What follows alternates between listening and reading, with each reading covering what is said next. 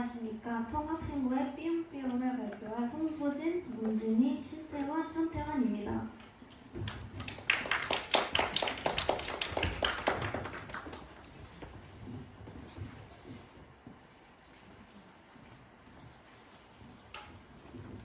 발표는 다음 목차의 순서대로 진행하도록 하겠습니다.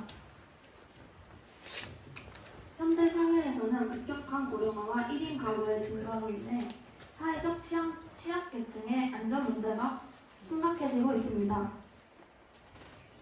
특히 만성질환자, 장애인의 경우 일상적으로 더 많은 피해를 입을 확률이 높으며 이들에 대한 안전관리의 필요성이 더욱 강조되고 있습니다. 다음 그래프는 통계청에 기록된 범죄 피해율입니다. 2020년에는 3,806건, 2022년에는 3,438건으로 2년간 범죄 피해율이 약 2배가량 증가한 것을 확인할 수 있습니다. 그럼으로써 사회 전반에서 치안 문제에 대한 우려가 커지고 있는 상황입니다. 이러한 배경 속에서 저희는 사용자들이 보다 안전하고 신속하게 위기 상황에 대처할 수 있도록 돕는 통합신고 앱을 개발하게 되었습니다. 목표입니다. 저희 앱은 사용자가 긴급 상황에서 빠르고 효과적으로 신고하고 필요한 정보를 제공받으며 안전을 확보할 수 있도록 돕는 것을 목표로 하고 있습니다. 이를 실현하기 위해 행동 요령, 약국 위치 표기 등과 같은 기능들을 구현하였으며 이제 그 기능들이 어떻게 실질적으로 도움이 될 수 있는지 실용적 근거를 들어 자세히 설명하도록 하겠습니다.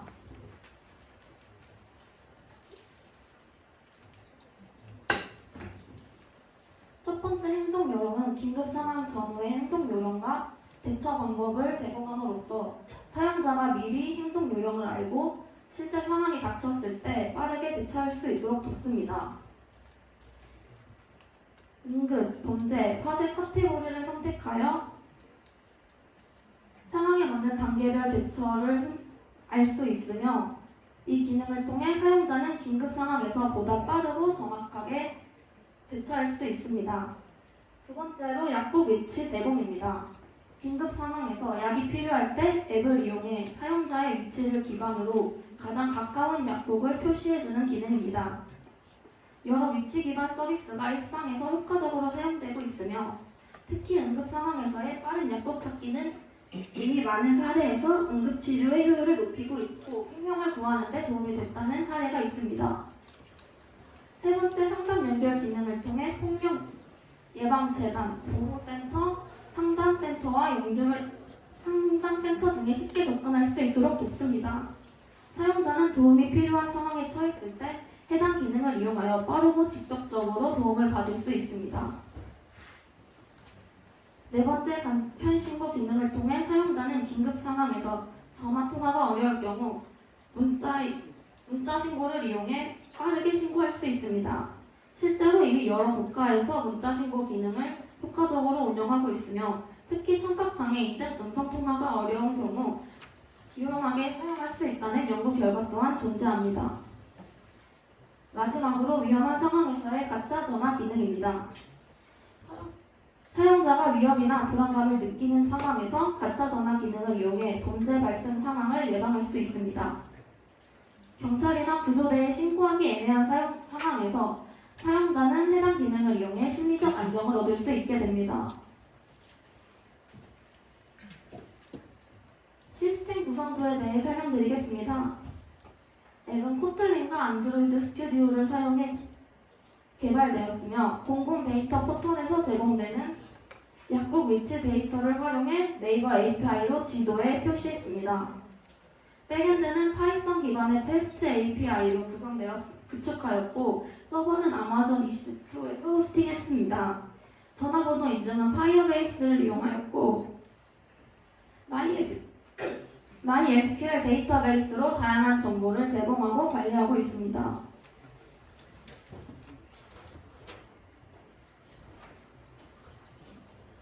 다음으로 주요 기능입니다.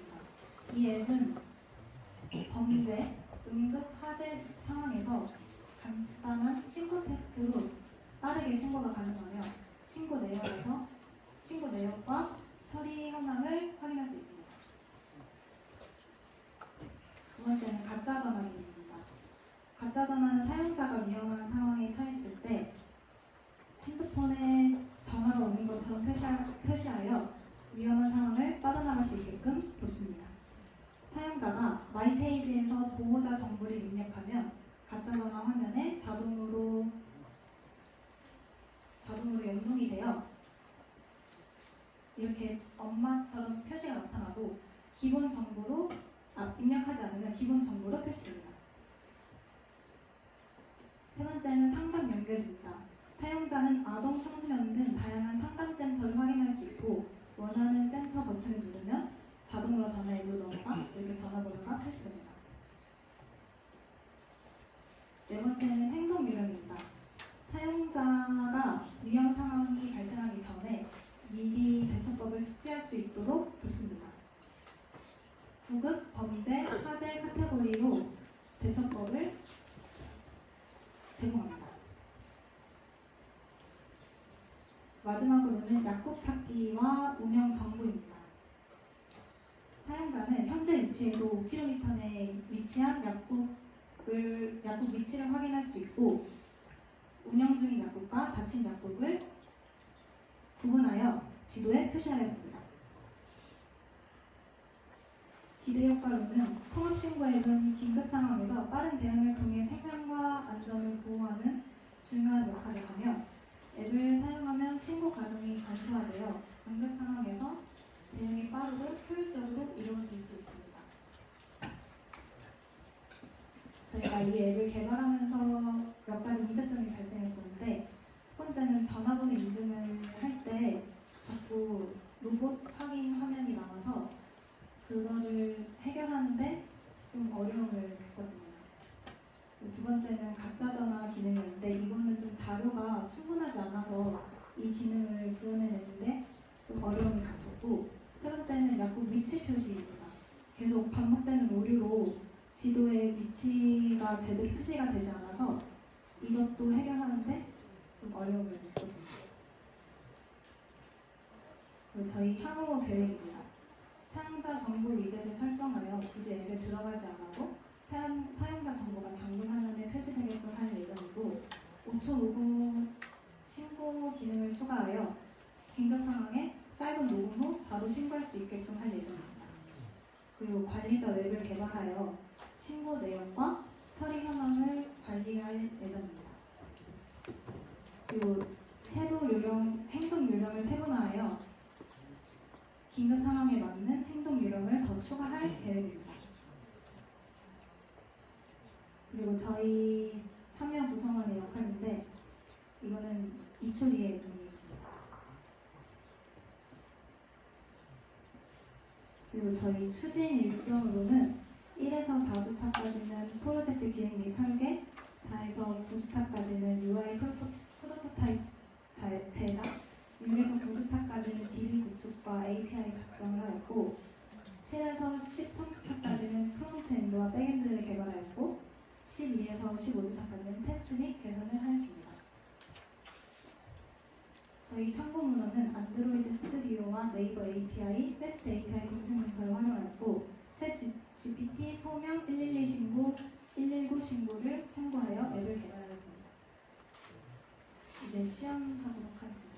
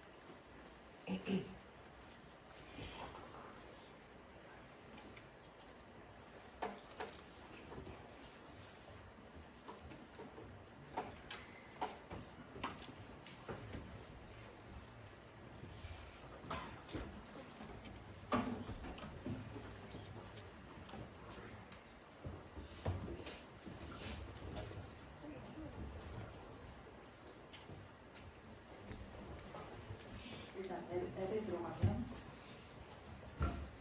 인증 시작하기 버튼이 나옵니다. 시작하기 버튼을 누르면 휴대전화번호 적는 것이 뜨고 휴대전화번호를 적고 인증 요청을 누르면 인증번호가 요청이 됩니다. 인증코드가 전송되었다고 뜨고 확인을 눌러서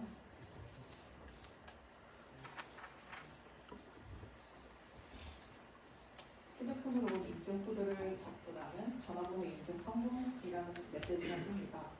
확인을 누르고 나면 사용자 정보 입력칸이 뜨고 사용자 정보에 본인 이름이랑 생년월일, 성별을 적고 완료를 누르면 사용자 생성이 완료되고 앱에 들어갈 수 있게 됩니다.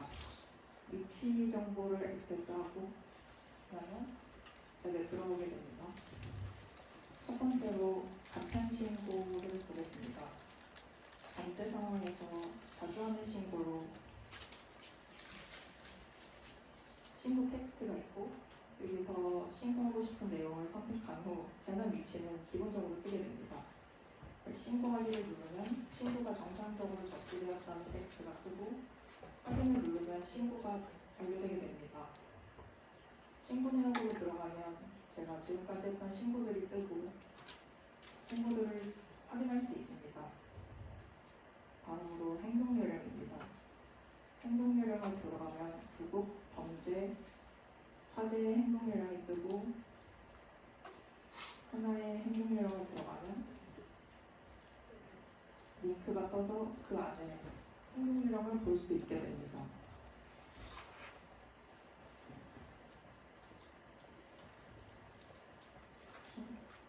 주변 약국 찾기입니다. 주변 약국 찾기를 들어가면 현재 본인 위치 5km 내에서 약국들의 위치가 뜨고 약국을 누르면 영업 중이고 주소가 뜨고 어떤 약국인지도 뜹니다. 현재 영업 중이지 않은 약국은 회색으로 뜨는데 지금은 다 약국이 영업 중이라 그건 못 보여드릴 것 같습니다. 그 다음으로 상담 연결입니다. 버튼을 하나 클릭하고 전화하고 싶은 상담센터를 누르면 휴대폰의 전화 쪽으로 넘어가서 전화를 걸 수 있게 됩니다.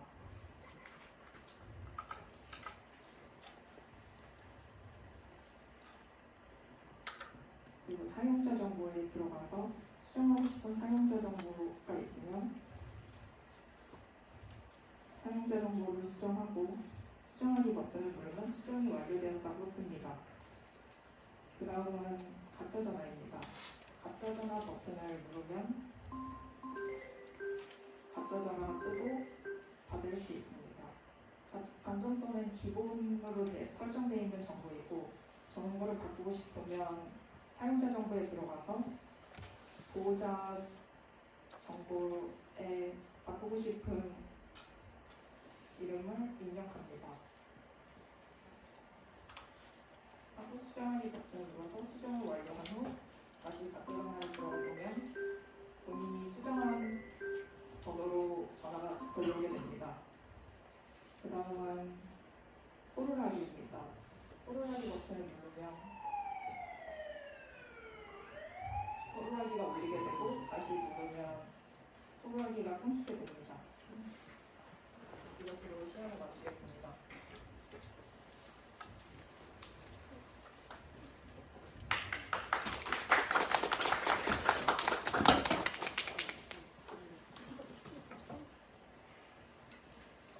질문 있습니다.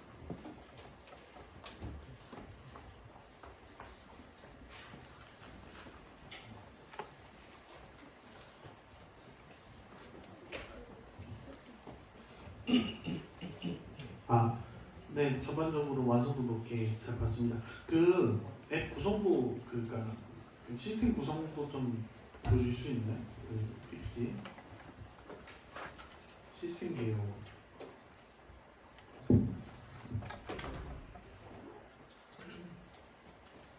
네, 거기.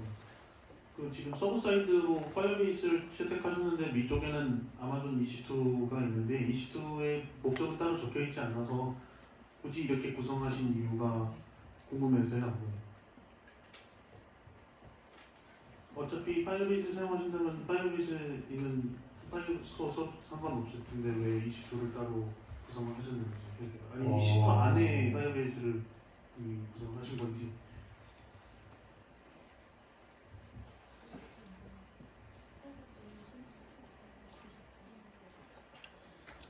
한 번만 다시 말씀해 주시겠어요? 네, 그러니까 지금 제가 질문을 좀 달리하는 게 EC2는 무슨 목적으로 사용되는 건가요? EC2는 그냥 서버 배포를 하기 위해서 사용하였습니다. 그럼 파이어베이스는 어떤? 파이어베이스는 그냥 파이어베이스 내에 있는 API를 이용하고 전화번호 인증을 지원을 하기 때문에 파이어베이스에서는 전화번호 인증만 파이어베이스 서버 내에서만 이제 전화번호 인증만 구현했습니다. 아, 그럼 그 문자 인증을 위해서 파이어베이스를 맞습니다. 사용하신 거고. 아, 그러면 그 뒤쪽에 가짜 전화 하신 거 있잖아요. 그거는 뭐 따로 이 인스턴스 따로 만드신 건지 아니면 원래 있는 뭐 그런 걸 쓰신 건지. 일단은 저희가 안드로이드 위주로 만들었기 때문에 안드로이드 내에 기본적으로 전화를 하면은 뭐 테마가 보통 다 다르긴 하는데 기본적으로 돼 있는 거를 이제 저희가 다시 디자인해서 뭐 디자인만 기능적으로 그렇게 기능적으로는 그냥 전화 벨소리만 올리고 전화를 받을 수는 없고 그냥 가짜 전화에 있는 아, 그러면 아까 그 이제 전화 받는 버튼과 이제 거절 버튼이 있죠. 그러면 전화 받는 버튼을 눌러야지 그 다른 화면은 넘어가는 게 아니고 그냥 이제 화면이 계속 재생이 돼요. 전화 받는 번을 누르면 넘어가게 되고 전화 거절을 누르면 이제 메인 화면으로 넘어가게 됩니다. 아, 그냥 화면이 넘어가는 식으로 해가지고. 네. 감사합니다. 혹시 다른 질문 있으실까요?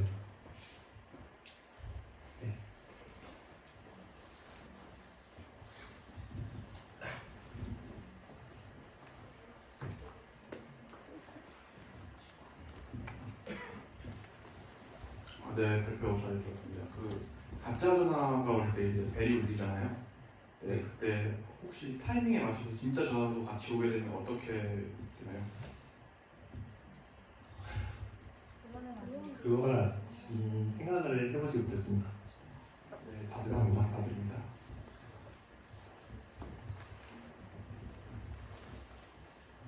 다른 질문 없으시면 교수님 질문 받겠습니다.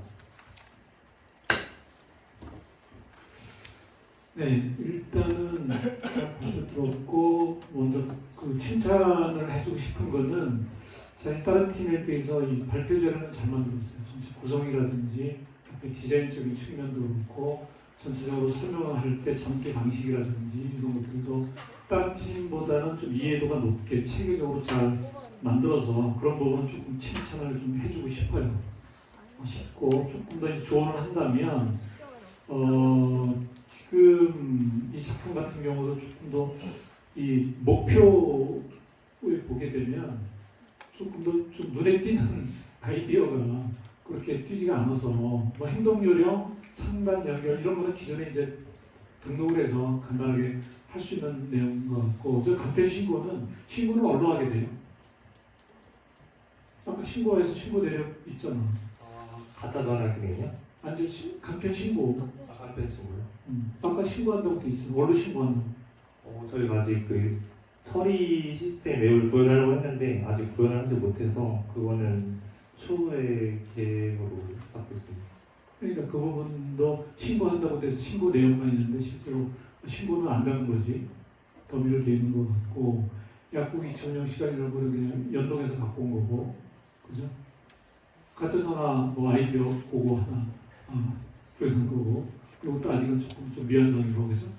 그래서 조금 더 이 앱에 대한 활용성을 내려면 지금 일반적으로 이 갤럭시 같은 경우에도 비상 상황에 보게 되면 내가 누구누구한테 보낼 수 있는 전화 리스트 메시지 등록해놓고 특정 뭐 버튼 하나 누르게 되면 등록돼 있는 전화번호한테 내가 메시지 보내고 싶고 막 긴급 메시지 날아가고 하잖아요.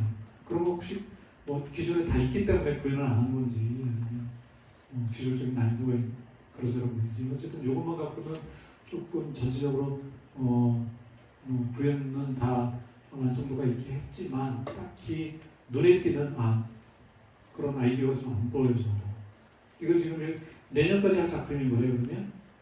일단은 그렇게 생각하고 있습니다. 그래서 내년 여기 보게 되면 추후에 할 내용들 뭐 5천 녹음 신고라든지 그다음에 관리자 앱 개발 예로 돼 있는데 뭐 관리자 앱에서는 어떤 역할을 하게 되나요? 신고 처리에 관한 거를 하려고 하는데 아직 그렇게 막 계획적인 건 따로 없어서 더 생각을 해봐야 될 것 같습니다. 그래서 여기 관리자 기능이 그렇게 많지가 않을 것 같고 그래서 어떤 특별한 다른 이유가 있나 해서 물어본 거고요. 그래서 조금 어쨌든 내년까지 하나씩을 더 한다 그러면 지금보다는 조금 더 눈에 띄는 아이디어라든지 이런 게 좀 많이 추가가 돼야 되지 않을까 하는 생각을 듭니다. 전체적으로 완성도 있게 잘은 했지만 아주 특별한 기능 뭐 이런 게 눈에 안 띄어서 그런 게 조금 아쉬워서 얘기를 해봅니다. 감사합니다.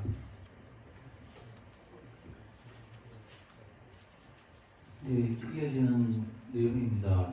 지금 간편 신고라든지 그리고 앞으로 구현할 5초 녹음 후 신고 관리자 앱 이걸 만들기 전에 소방이나 119에 상담하는 데고 있죠. 거기에 가서 거기에 있는 시스템이 돌아가는 걸 해서 거기 있는 시스템에 관련된 거 유사한 걸 이제 별도로 만들고 지금 안 만든 상태에서 지금 한 거잖아요. 그럼 이게 실제 연동될 수도 없고 필요가 없을 수도 있어요. 그래서 지금 현재 돌아가는 그 시스템을 이제 완전히 해가지고 그 시스템하고 동일한 시스템을 내가 구현해가지고 만들어서 제공해 줄 수 있죠.